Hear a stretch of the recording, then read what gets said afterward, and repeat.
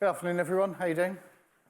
I normally like to walk around the stage when I talk, but I realise as I do that, I'm squeaking quite a lot, so it's already annoying. So I'm going to try and stay still. But if I do stop moving, it does squeak, just tell me and I'll stop. So I'm going to talk to you about the unparalleled engagement of messaging, the impact that messaging is having compared to other channels. I'll give you some view in terms of our numbers for the UK, what it kind of means from kind of reach, engagement, interaction. We'll give you a breakout of numbers from opt-ins for various sectors. Don't think I'll go into use case in here, but I'll give you kind of a good overview of where we see messaging. So we're the #1 business messaging intelligence provider. You can see lots of our clients there, and that's growing day by day. Not enough, obviously, for my CEO, but there we go. Now, if you've been working in messaging, you've been using SMS over the last decade or so, you may have used this bottom stat. There's no thingy, is there? 90% of all SMS messages are read within 3 minutes. That's our stat. That's from a white paper we did in 2010, released in September, for a company called Single Point. That's how I know it's ours. Lots of other companies have tried to steal that stat, but it's actually the most used stat in mobile marketing over the last 13 years, so we're actually very proud of that stat. So if you've used it, you inadvertently have come across us one way or another. So the other thing is what we often bang on about, and I say bang on because people are probably bored of it. We've come up with this term, the message verse. For us, the message verse is all the various channels that companies can use to engage with their consumers. So that could be anything from SMS to RCS, WhatsApp, Viber, WeChat, depending on where you are in the world. But we think it's a great play on the word, on metaverse, but for our purposes, it works really well.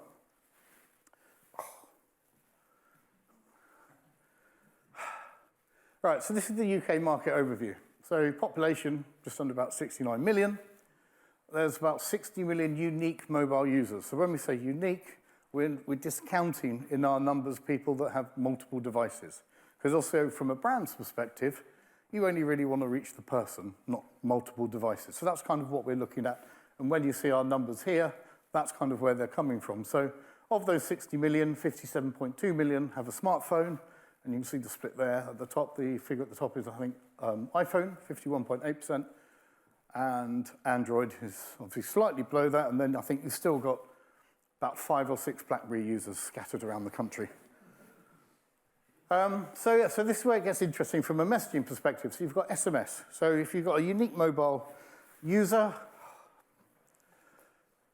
you've got 60 million. So basically, if you send out a message to everyone in the UK, you'll reach 60 million people. So that is effectively our reach. That's kind of the benchmark from a messaging perspective. Then you've got WhatsApp, which has about 49 million users. You've got Apple, and therefore iMessage potentially has obviously just under 30 million users. You've got Facebook Messenger, which has about 28 million users. RCS, we've got about 22.5 million users. And then if you just want to send a little old SMS to those people who have a feature phone or whatever it is these days, or one of the retro Nokia devices, then you're going to reach about 2 million of those. So that's kind of what you're looking at in terms of your total audience when you start to think about what kind of engagement models are you going to drive when you're using messaging. But why do we use messaging? And I've used this for a while. This is when we were setting up our AWS account for our data scientist. And what we obviously had to do was there's a double opt-in kind of verification process, from the security perspective. So straight away it took us, so we'll send you an email, and that email might take up to 5 minutes. And you've also got to check your spam folder. Brilliant, great user experience. So when it actually comes, you get your email, there's your verification code. That's valid for 10 minutes. So again, in that time, you might have gone off and done something. By the time you come back to it, the deadline's passed, the code's invalid, you've got to start the whole process again. Or, what typically happens, is that. They're just scrolling down, waiting for that email to come, and it never comes. So it's a bad experience. But in actual fact, at the second part of the verification process, it then says, right, we'll send you an SMS. That SMS arrived within about less than 2 seconds. I got my code, and we're away. And that's straight away kind of a brilliant example of kind of the omnichannel working, where you've got the differing performance of email against the kind of the performance, the kind of jumped up rocket performance of SMS. And obviously what we're going to talk about is obviously look at the rich messaging as well, how that's going to accelerate moving forward. So in messaging, the world of messaging, we don't need to send this. This is all irrelevant. So what I'm going to do is just kind of take you where we are, because part of the problem that we've always had with messaging is that as an industry, us in messaging get really excited about kind of what's at the end, the kind of the conversational commerce element. And we've been talking about that for about 5-6 years, the stuff we can do, and it's so exciting. You'll be able to do this, this, and this. You know, you could bring an app, put it on the messaging channel, and you can do that. But we've got to go on a journey to get there. And we're kind of halfway on that journey based on all the data and the forecasting that we do. So obviously we started with SMS. It's been around for 25, 30 years or so. Then we had MMS, and MMS in some markets is making a bit of a comeback. I know it is in the UK, and I think BT have got some decent sales with MMS. But typically where we are, where we're kind of moving to in the messaging evolution, is we've gone from basic chat to conversation, and that's kind of where we are right now. Next up, we're going to obviously start to kind of enrich that experience. So then you'll get richer messages, and then we'll get to the point where it's conversational commerce. We'll at the kind of messaging nirvana, and it'll be an amazing experience, and it will fulfill our lives. We won't stop watching TV or anything, but from a messaging perspective, it will be fantastic. So again, just kind of map this out in terms of where we are. So the kind of hope versus reality is that we kind of think, full conversational commerce from our side will probably start around 2025 in earnest, in terms of fully commercially operating channel, shall we say, from that side of things, with the likes of RCS, WhatsApp. So again, just trying to kind of explain where we are today, because I think this is always really important. So this is all based on our forecast. These are actually our global spend for 2022 for all things messaging, so our message verse. So when we say one-way simple messaging counts for 97% of that spend, that's SMS. So we've got, at the end there, we've got rich messaging. So of that, you've got basic chat and you've got rich messaging. Now of that 3%, the majority of that is chat, basic chat. So in actual fact, when we're kind of talking about richer messaging, we're still really at the very start of this journey. And I think it's also fair to say we're probably at the start of the journey for SMS as well as just general business messaging. Now you might think, that's ridiculous. We've been sending messages for SMS for a long time, but not really. No one's really understood what messaging does, what it can be used for. A lot of companies always say, well, we don't use it, it's not very sexy. And no, it's not sexy, but it's really functional and it's really effective. And when you throw in the mix, you've got the ubiquity there as well, because if you think in the UK you've got the 60 million people, all of a sudden it becomes a really, really, really powerful channel. But in actual fact, in the UK, only 500,000 businesses actually use it, out of a total of 5.5 million registered businesses. So its penetration is still actually really low. And then you kind of think, well, should all these businesses be using SMS? Well, maybe they don't. That's just an assumption that we can make. But we've also calculated how many businesses we think actually spend money on marketing across various channels. And we've got that at about 3.3 million. So potentially those businesses could be using SMS. So all of a sudden the market could grow. So the organic growth in messaging, so it's not just SMS, but what's coming with RCS and WhatsApp, we could see exponential growth in the next couple of years. But again, it's getting businesses to start using it properly. Not properly, but getting to understand how it can help their campaigns. So again, obviously I said that 90% figure of people reading within 3 minutes, that's 13 years old, based on our research from last year. We now have to look at read and view when we talk about certainly SMS. So 50% of all messages are read. Some of them say read, that means people will click on, go and open that message. But 100% are viewed, which means that when it's delivered on your phone, you'll look at it and you think, do I really want to kind of engage with Specsavers or enter another competition for ITV, whatever. But that's kind of what we're looking at. We then make that choice whether we can actually view the message or not, and whether we need to engage with it. So, while these stats look, kind of not negative or disappointing compared to where it was, but obviously the world has changed. 13 years ago, if we got a message, it probably sit on our screen all day anyway. Now we're bombarded with all these various messages. So our device is so active the whole time, it's obviously changing day by day.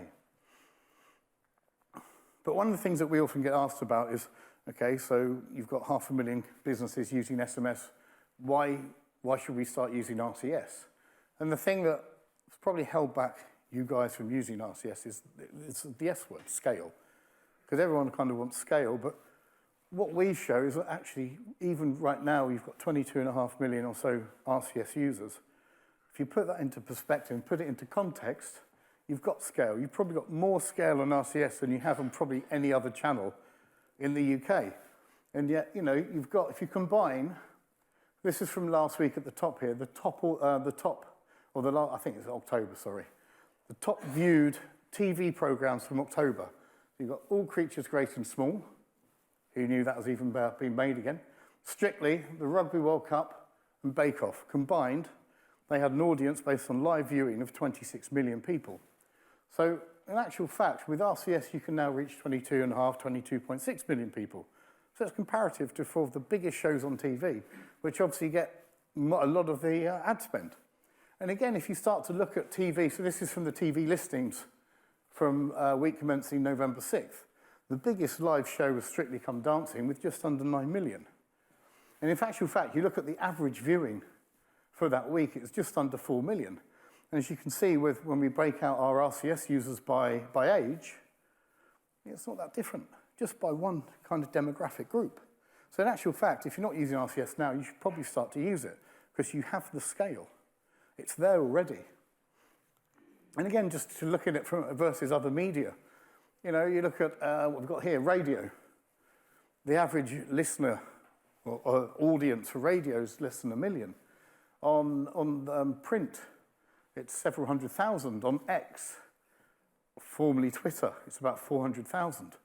But again, put it into context next to the various demographic breakdown groups of RCS, you suddenly start to see that actually it's a really compelling audience for you to communicate with. And why do you want to use it? I'll show you.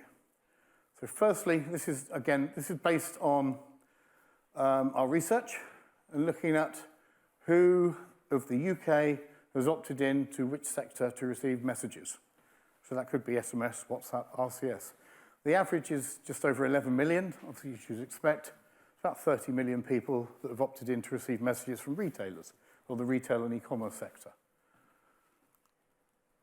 Now, this is something that we're developing, so this is just kind of a snapshot of kind of the concept. But we're trying to kind of show the messaging user journey from the start point.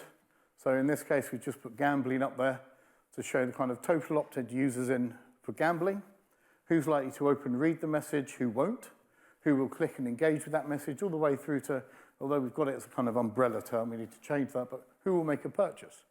So it's not just who will make a purchase, who will kind of make an appointment, change an appointment, who would react to that message and respond in one way or another.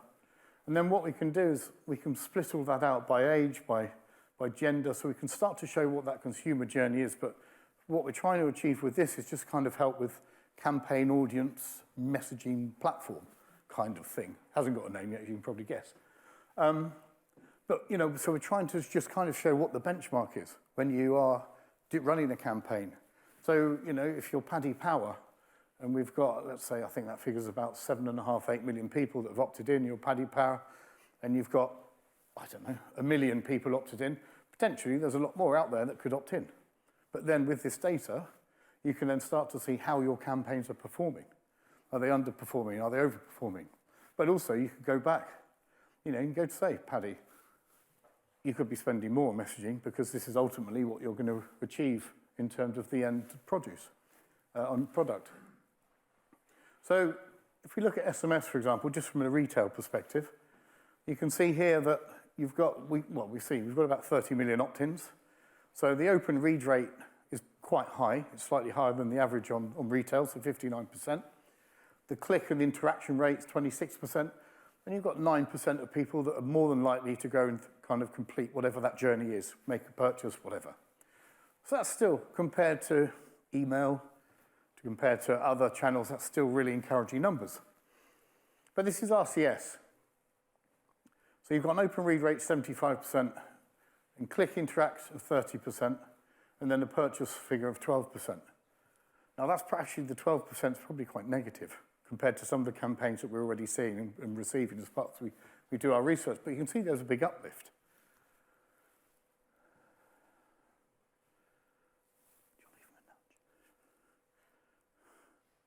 Hiya.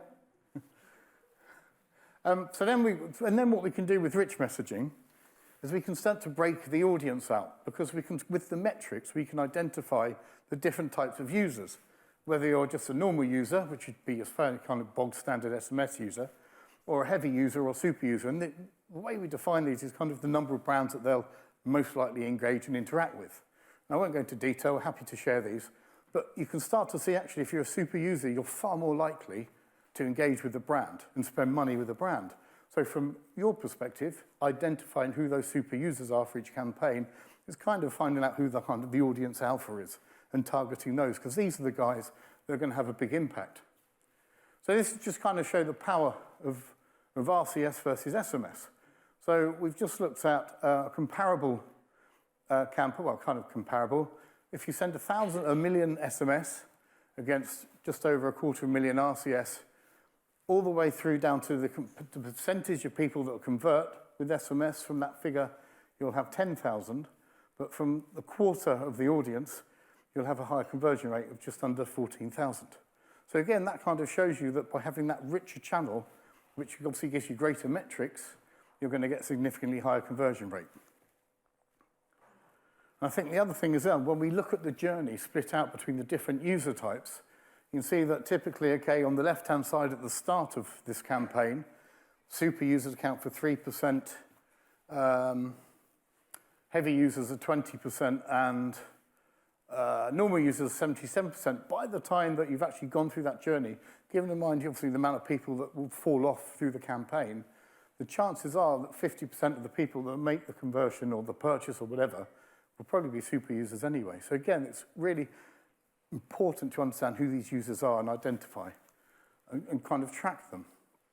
And then just lastly, to kind of put this into action, we've just created this made-up campaign of the brand spending £30,000 to kick off campaign. So what will they get with £30,000? They could send 1 million SMS.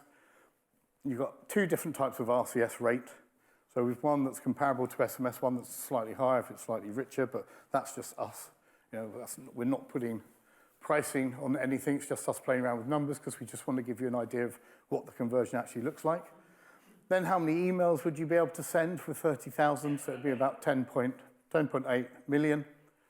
And if you did a mobile banner ad campaign, you'll be able to serve about 9.6 million along the way. So in terms of engagement, this is kind of the type of engagement you'll get on the back of that. So you can see emails kind of standing out. But then when we start to look at who's going to go through and kind of make the purchase, things start to kind of shape up quite nicely, certainly from an RCS perspective. SMS is kind of slightly edging email. And you can start to see actually the number of people that probably make that purchase. So from an ROI perspective, what might that look like? So you can see from the initial campaign, these are kind of the numbers of people that might actually do something and might spend something, and what that the ROI might be on the campaign. So you can see on the right-hand side, just playing around with it, where I think we've added something like, you know, if you spend if it's a £10 product, I think we've done. You can see what the uplift is on the cost of the initial campaign on the back of that, and you can see obviously with rich messaging and RCS. The returns are phenomenal. And there we go. Phenomenal. Webex, BT, and Cisco. Anyway, I hope you found that useful, so thank you very much.